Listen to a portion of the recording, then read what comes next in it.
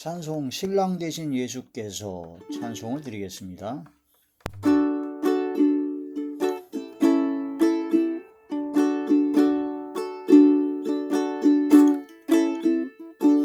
신랑 되신 예수께서 다시 오실 때 밝은 등불 들고 나갈 준비됐느냐.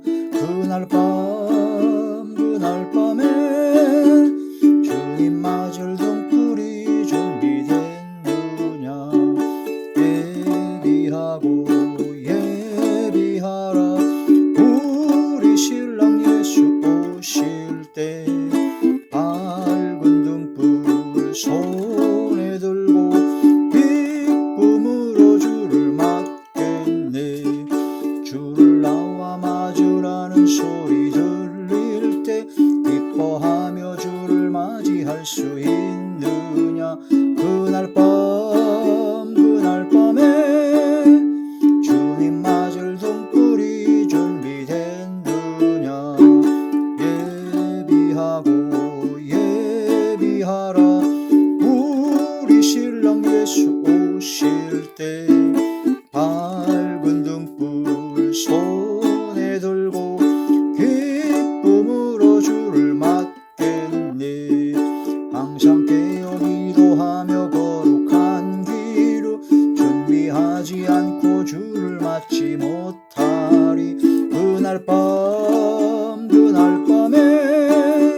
주님 맞을 등불이 준비됐느냐. 예비하라 우리 신랑 예수 오실 때 밝은 등불 손에 들고 기쁨으로 주를 맞겠네. 그날 밤에 영화로운 혼인잔치에 기뻐하며 할렐루야 찬송 부르리. 그날 밤에 주님 맞을 등불이 준비됐느냐. 예비하라 우리 신랑 예수 오실 때 밝은 등불 손에 들고 기쁨으로 주를 맞겠네.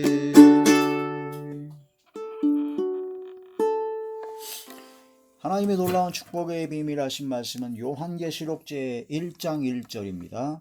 예수 그리스도의 계시라. 이는 하나님이 그에게 주사 반드시 속히 일어날 일들을 그 종들에게 보이시려고 그의 천사를 그 종 요한에게 보내어 알게 하신 것이라. 아멘. 기도드리겠습니다. 전능하시고 사랑과 은혜와 은총이 무한 광대하신 성삼일체 나의 왕 나의 주 나의 아버지 하나님께 이 시간에 영광과 존귀와 감사와 찬양과 사랑과 기쁨을 모두 돌려드립니다. 주여 받아 주시옵소서. 이 시간도 이렇게 말씀과 기도와 찬양으로 영광 돌리게 하심을 감사함을 드리옵고 이 예배 전체가 하늘의 상달이 되고 연락이 되며 하나님께서 기뻐하시는 영적 예배만 되게 하여 주시옵소서. 오직 성령의 충만함으로 함께 하시며 감사와 기쁨과 즐거움과 평강과 행복만이 넘쳐나게 하시고 신랑 되신 예수님을 맞이할 준비가 되어 있는 마라나타 신앙이 되게 하여 주시옵소서. 말씀을 열어주시고 말씀이 깨달아지게 하시고 말씀이 무장되게 하시며 이 말씀으로 마지막 때 슬기로운 다섯 처녀들과 같이 주님을 맞이할 준비가 완벽하게 되어 있는 저와 우리 모두가 되게 하여 주옵소서. 예수님 이름으로 감사하며 간절히 기도 올리옵나이다. 아멘. 요한계시록 강의 제2 번째 시간입니다. 예수 그리스도의 계시. 예수 그리스도의 계시라는 제목으로 두 번째 시간이죠. 바로 예수 그리스도의 계시다. 요한계시록은 사도 요한이 환상과 음성과 여러 가지를 통해서 천사를 통해서 받아 전한 계시의 말씀인데 이것은 사실은 예수 그리스도께서 전해주는 말씀이다.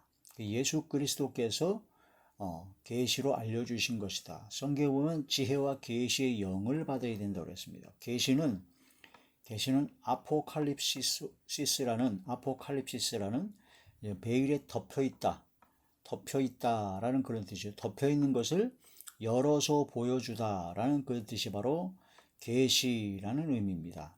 그래서 계시는 이제 다니엘서에 있는 것처럼 봉함되어 있어요. 임봉되어 있던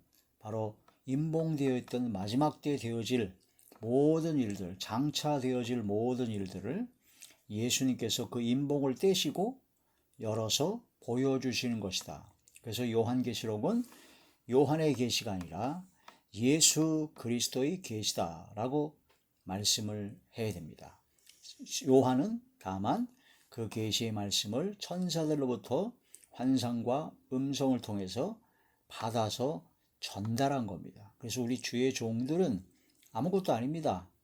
주님의 말씀을 그대로 전달하는 것뿐입니다. 성령께서 말하게 하심을 따라 말씀을 전하는 것이지, 우리 주의 종이 앞서 나간다거나 주의 종이 내가 했다 그런 교만하고 거만하고 오만방자한 자리에 들어가면 절대로 안 됩니다. 나보다 먼저 온 자는 강도요 절도요 하신 주님의 말씀처럼, 예레미야에서 있는 것처럼 하나님의 말씀을 도적질하는 그런 거짓 선지자, 가짜들이 되면 안 된다. 이단이 되고 사이비가 되고 하는 그런 원인이 어디서 있느냐? 내가 나타나서요. 자기가 했다는 겁니다. 내가 주님께서 하셨습니다. 주의 말씀대로 역사하셨습니다. 하나님께 모든 영광을 돌립니다.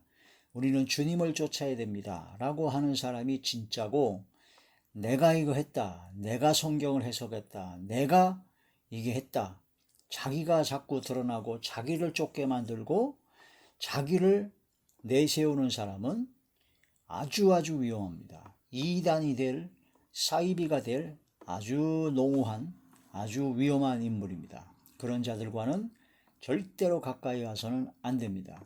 그런 자들의 말을 듣다가는 자기도 모르게 미혹이 됩니다. 자기를 나타내는 교만한 자는 패망입니다. 그런 멸망하는 자들과 같이 하면 같이 멸망받습니다. 그래서 우리는 겸손하게 주의 말씀대로 따라가야 되죠. 그래서 예수 그리스도의 계시, 이 요한계시록은 예수 그리스도께서 우리에게 열어서 보여주시는 예수 그리스도의 말씀이며, 마지막 때 되어질 주님의 사랑의 말씀이요, 마지막 때 되어질 그런 모든 걸 통해서 준비하라고, 바로 소망 가운데 힘을 갖고 믿음의 선한 싸움을 싸워서 승리하여 영생을 취하라고 주시는 성령의 말씀입니다. 예수 그리스도의 계시의 말씀이다. 예수 그리스도의 계시라, 이는 하나님께서 그에게 주사 반드시 속히 될 일, 반드시 속히 일어날 일들을 그 종들에게 보이시려고 그의 천사를 구종 요한에게 보내어 전해주신 것이다 하는 그런 말씀이 되는데, 지금 기독교에서는 약간 좀 이단성이 있다든가 좀 문제가 많은 거는 좀 일단 걸러내고, 크게 두 가지의 주류 해석들, 견해가 있습니다. 이 요한계시록을 해석할 때 두 가지 아주 굵은 줄기가 있어요. 그래서 개혁주의 해석이 있고, 또한 복음주의 해석이 있고, 세대주의적 해석이 있고, 여러 가지가 있는데 그 중에서 딱 두 가지만 핵심으로 알면 됩니다. 근데 이제 개혁주의적인, 바로 주로 상징으로 이 요한계시록의 그 모든 말씀을 교훈으로, 바로 우리 삶의, 지금 현재의 삶에 적용해서 우리 삶의 교훈으로 삼는 그런 측면으로만 주로 보는 사람들이 있습니다. 그게 우리 교계에서 거의 한 40%, 50% 정도 되는 사람들이 있죠. 그런 분들이 주로 개혁주의에 속한 그런 교회들입니다. 그래서 이 요한계시록의 말씀은 미래에 어떠한 일들이 일어나는 거, 그게 아니다. 미래에 일어날 일들이 아니라, 이런 모든 요한계시록의 그런 모든 내용들은 바로 지금 현재 우리 삶에서 적용을 해야 된다. 적용을 해서 해석을 해서 우리 삶에 적용을 해서 지금 현재가 중요하다라고 이제 강조해서 말씀을 전합니다.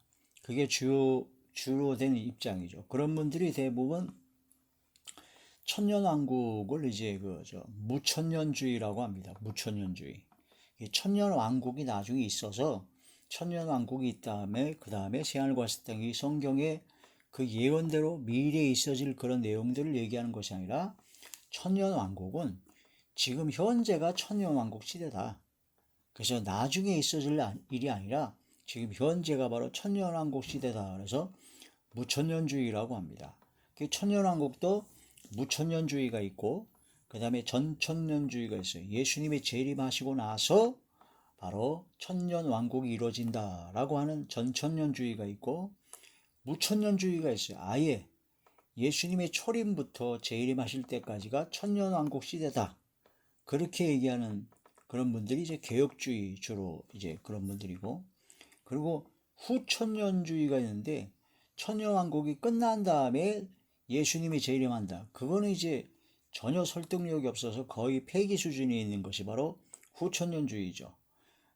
그래서 주로 천년왕국은 두 가지로 나눠집니다. 무천년주의와 전천년주의로 나눠지죠. 무천년주의는 지금 현재의 삶이 천년왕국이다. 그렇게 주장하는 개혁주의 계통의 그런 교회들, 그런 주의종들, 신학생들이 주로 신학자들이 주로 말하는 것이고, 그런 견해가 있고, 그 다음에 전천년주의는 예수님께서 이 땅에 오셔서 바로 백보자 심판 후에 바로 천년왕국 시대가 이 땅에서 천년 동안 예수님께서 직접 통치하시는 이 땅이 이루어진다라고 하는 것이 바로 전천년주의, 바로 세대주의라고 하기도 하고, 복음주의적 관점에서 그렇게 얘기를 합니다. 그런 견해들이 있죠. 이 두 가지 견해가 기독교 개신교 내의 아주 핵심적인 두 가지 견해인데, 그게 바로 무천년주의를 주장하는 분들은 바로 요한계시록의 모든 내용은 미래에 있어질 일들이 아니라 바로 현재 우리의 삶에 적용해서 교훈을 삼아야 되는 내용이다 라고 해서 그런 측면에서 요한계시록의 내용을 다 그렇게 풉니다. 그러니까 상징주의적 해석이 많고 묵시적인 해석이 많습니다. 그런데 이제 세대주의적, 복음주의적 관점에서 보시는 분들은 전천년주의, 천년왕국 그걸 주장하는 견해이고, 또한 이 말씀이 요한계시록의 말씀이 장차 되어질 일들이다. 정확하게 미래에 있어질 일들이다 라고 얘기하면서 이 요한계시록의 말씀을 보면서 깊이 깨달으면서 연구하면서 지금 현재 나타날 여러 상황에 적용하고 바로 교훈을 삼고 또한 시대를 분별하고 그런 것을 하는 분들이죠. 근데 이제 세대주의적 관점을 가진 그런 분들이, 그분들이 이제 두 가지 계통으로 나타납니다. 그 두 가지가 뭐냐면 미래에 있어질, 장차 되어질 일이라고 얘기하기 때문에 장차 되어질 일들을 얘기하는 분들이 두 가지예요. 이단이 되고 사이비가 되는 경우가 거의 그런 사람들입니다. 날짜를 지정합니다. 예수님께서 재림하실 날짜, 언제, 몇 월, 며칠, 몇 시, 언제 오신다. 그 날과 그 시, 날짜를 지정하는 사람이 있어요. 그래서 대표적으로 1999년에 다미선교회라든가 예수재림교 제7일안식교에서는 1844년에 예수님이 재림한다고 했다가 불발됐고, 수도 없이 많은 사람들이 세대주의적 관점인데 날짜와 시간을 정해가지고 그렇게 하는 사람들이 바로 이단이 되고 사이비가 됩니다. 그런 경우에 이제 바로 아주 위험하다 하는 그런 말씀이 되죠. 미래에 있어질 일, 장차 되어질 일이긴 하는데 그런 것이 그날과 그 시는 모른다가 정답입니다. 성경 말씀에 예수님께서 그날과 그 시는 아무도 모른다. 천사도 모르고 나도 모른다. 예수님께서도 모른다. 오직 아버지 하나님만 아신다. 왜냐하면 아버지 하나님께서 그날과 그 시를 정하기 때문입니다. 그것을 이제 유대인들의 결혼 풍습으로 보게 되면 이해가 갑니다. 유대인들은 결혼할 때 정혼을 합니다. 정혼을 하게 되면 그때부터 법적인 효력으로 결혼 관계가, 부부 관계가 되는데 그때부터 같이 사는 것이 아니라 정혼해 놓고 신랑이 이제 한 1년여쯤까지 신부를 맞이할 준비하러 갑니다. 그래 가서 거기서 신부를 맞이할 준비가 돼. 처소를 예배하러 간다고 그랬죠. 예수님께서. 그래서 준비가 다 되면 그 신부의 아버지가 준비가 다 됐다 싶으면 이제 가서 신부를 데려오라고 합니다. 그래서 신부를 데려오는 날짜, 신랑이 다시 오는 날짜, 그 시는 신랑도 모릅니다. 그 아버지가 다 되었을 때, 그때 가라고 할 때, 그때가 되는 겁니다. 그래서 그 유대인의 명절 그 제도 자체가 하나님의 진리의 말씀을 다 예표하는 것이죠. 그래서 예수님께서 재림하실 그때는 예수님께서 내가 이제 처소를 예배하러 간다. 너희는 마음에 근심하지 말라. 하나님을 믿으니 또 나를 믿으라. 내가 처소를 예배하러 간다. 내 아버지 집에 거할 곳이 많도다. 처소를 다 예비하면 내가 너희를 이끌어오리라. 다시 오신다는 얘기인데 그때 오실 때는 하나님 아버지만 그날과 그 시를 안다라는 겁니다.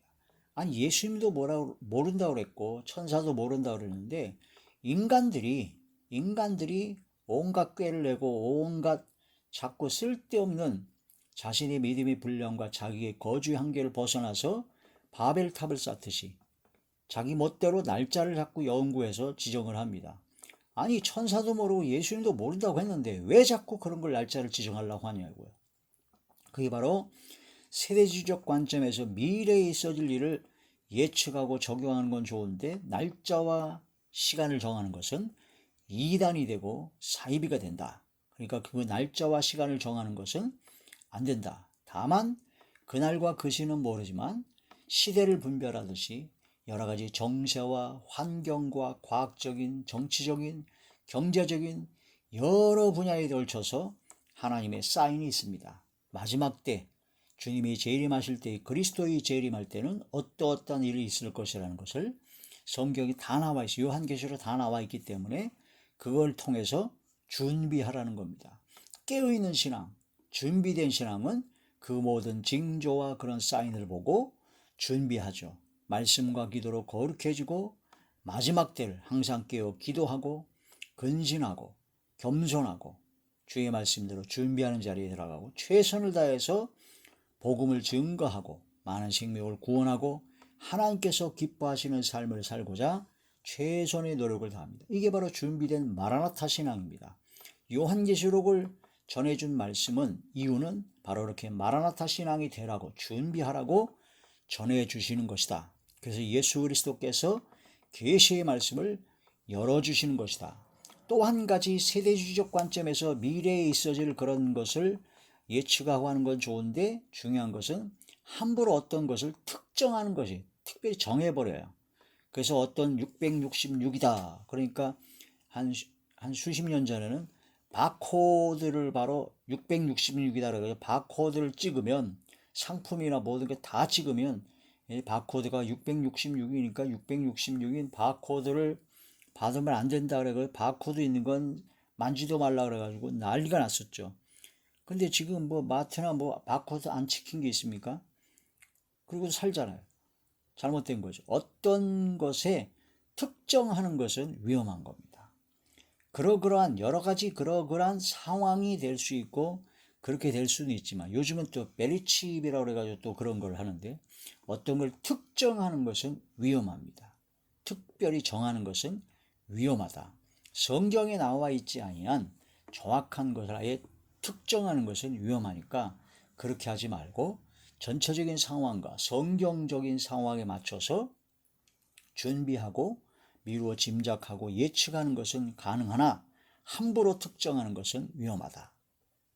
그래서 예전에 수십 년 전에는 하늘의 네 바람을 미소 영불이라 그래가지고 미국, 소련, 영국, 불란서라 그래가지고 뭐 전쟁을 안 한다 뭐 여러 가지 얘기도 많고 여러 가지 아니 특정해가지고 특별히 정해가지고 하는 그런 문제가 많았던 것이 많습니다. 그 옛날에 이제 그 열불, 일곱 머리 열불이 또 유럽의 연합체다. 또 그래가지고 10개국인 줄 알았더니 지금 23개국인가 그렇게 늘어났죠. 그러니까 또 그게 또 아닌가 보다 하고 함부로 특정하면 안 된다. 어떤 그 약간 약간 그런 쪽 사람들은 또 전 세계의 그 열 군데의 세력, 이슬람 세력, 공산주의 세력, 또 무슨 뭐 자본주의 세력, 민주주의 세력, 뭐 여러 가지 세력을 다 이렇게 열 개로 딱 나눠놨더라고요. 참 기가 막히게 잘 나눠놨습니다.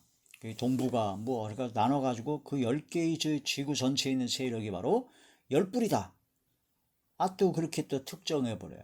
근데 이런 식으로 함부로 그렇게 특정하고 그 날짜와 그 시를 자꾸 정해버리는 것이 바로 세대주의적 해석에서의 가장 위험한 해석이다.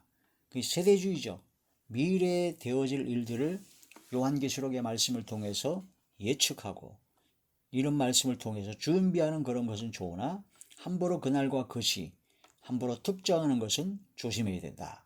그러나 이 마지막 때의 그런 모든 되어질 일, 요한계시록 1장 1절에 있는 것처럼 반드시 일어난 일들을, 반드시 일어날 일어난 일들이 아니라 일어날 일들을 사도 요한을 통해서 전해준 말씀이 있는 겁니다. 그러므로 그때 당시에 그 로마 도미티안 황제 때의 그런 엄청난 박해와 그런 핍박과 고난과 그 이후에도 3차, 4차, 5차, 10차까지 로마의 박해가 있었습니다. 거의 한 200년 가까이를 그런 수많은 고난과 환난을 박해를 받게 될 그리스도인들에게 전해주신 말씀이요. 그 말씀과 더불어 그와 같이 그러한 예수님의 말씀을 증거하고 예수의 증거 때문에 주임을 믿는 그리스도인의 삶을 살기 때문에 핍박과 고난과 박해를 받는 모든 사람들에게 위로와 소망과 힘을 주시기 위한 요한계시록의 말씀이라는 거죠. 그 이후에 200년 동안 로마의 박해가 있었지만 그 이후에 또 어떤 박해가 있었습니까? 독일의 아주 최악의 박해가 있었죠. 히틀러를 통해서 600만 명이 완전히 산채로 죽는 엄청난 박해 있었고, 중국의 마오쩌둥 공산주의 세력을 통해서 거의 그리스도인들이 많이 죽었죠. 일반 사람도 죽었지만 소련 스탈린을 통해서 또 수천만 명이 죽었고, 북한 김일성을 통해서 아예 북한의 전역에 있는 교회와 크리스찬들을 아주 말살해 버렸습니다.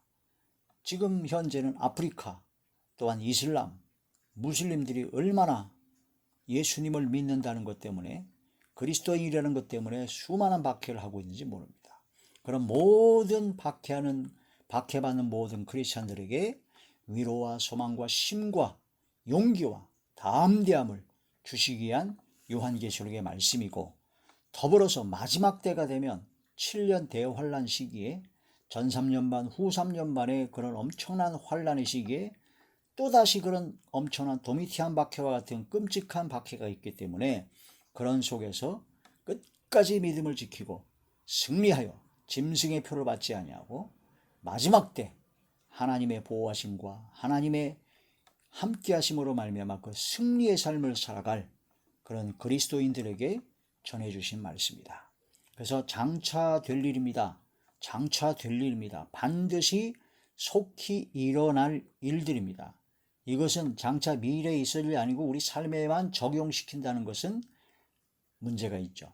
우리 삶에 적용시키는 것 당연합니다.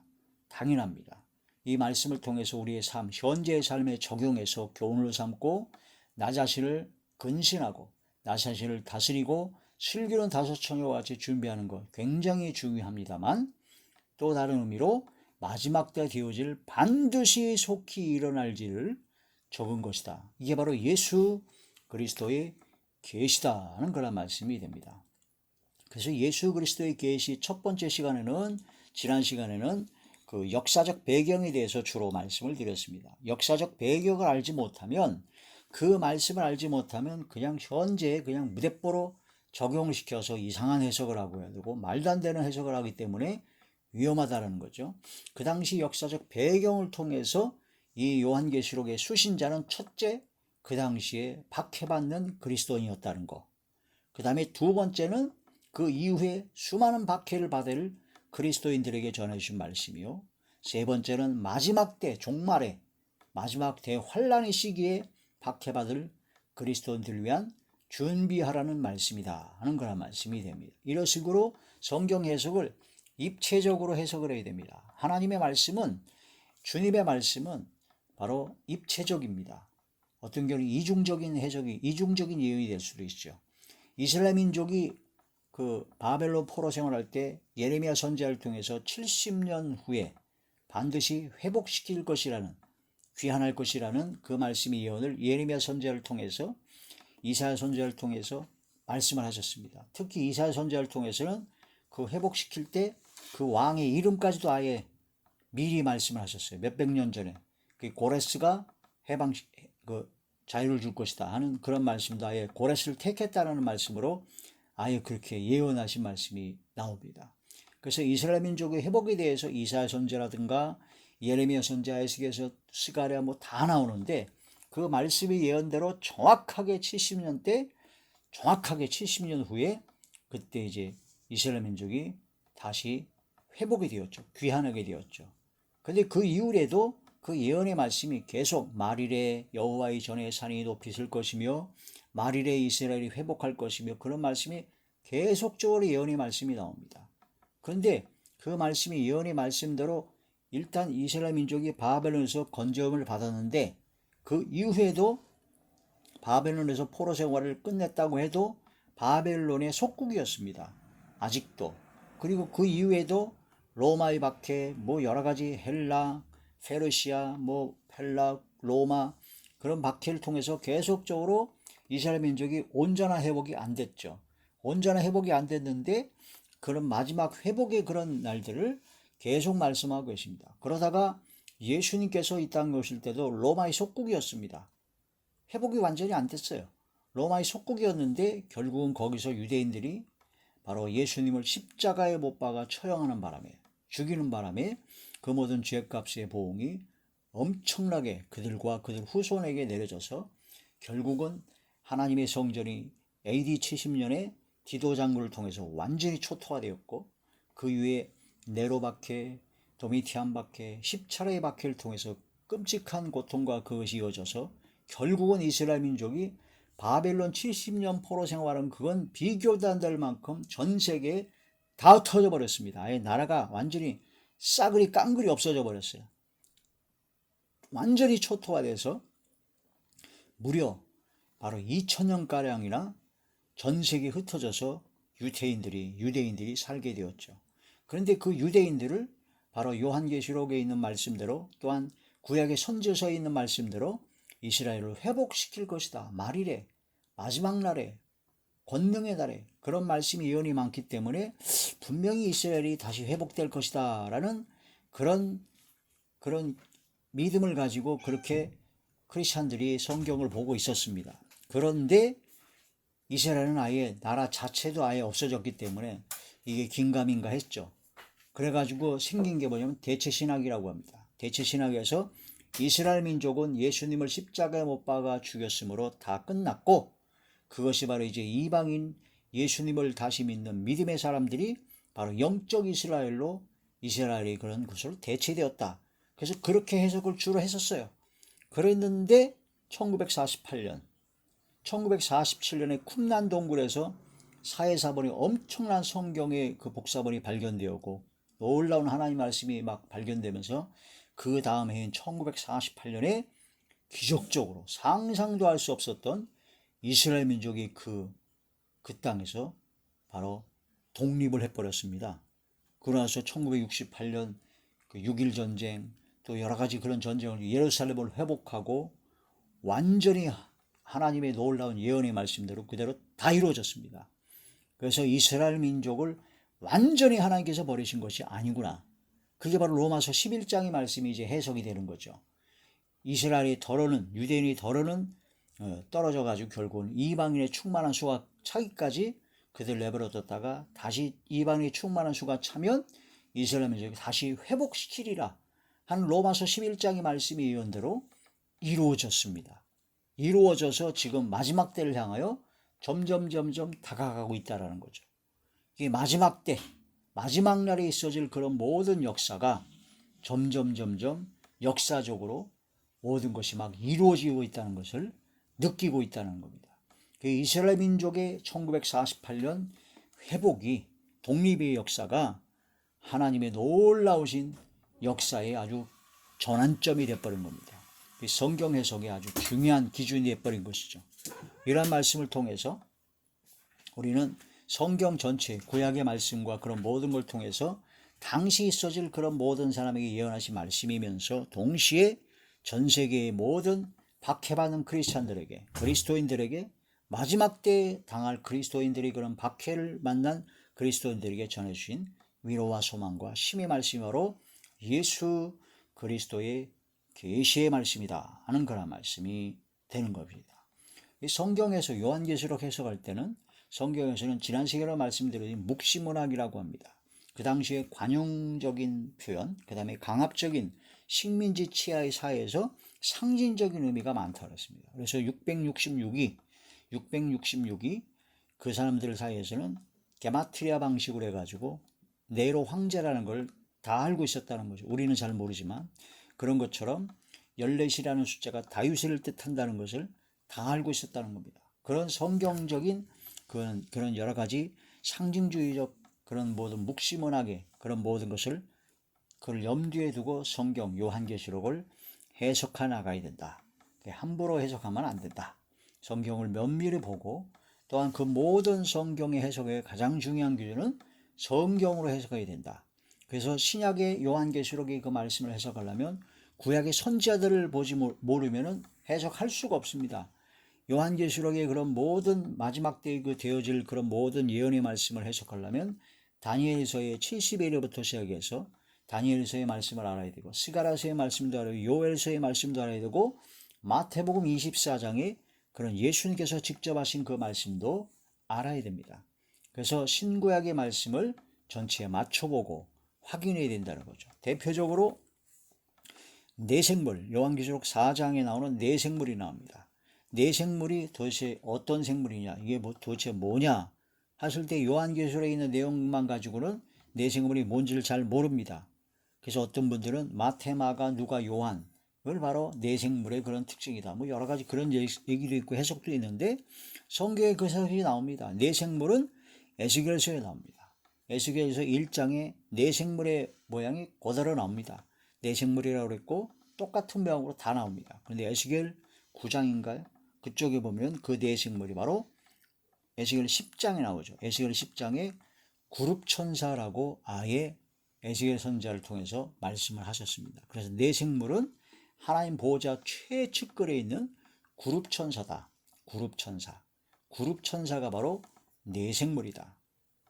그런 말씀이 되는 것이죠. 자, 그걸 먼저 볼까요?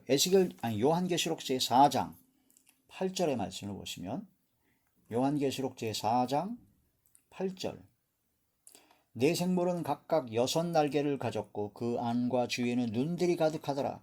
그들이 밤낮 쉬지 않고 이르기를 거룩하다 거룩하다 거룩하다 주 하나님 곧 전능하신 이여 전에도 계셨고 이제도 계시고 장차 오실 이시라 하시고 그 생물들이 보호자에 앉아서 세세토록 살아계신 이에게 하나님께 영광과 존귀와 감사를 돌릴 때 이렇게 해서 내 생물은 하나님 보호자 가장 가까운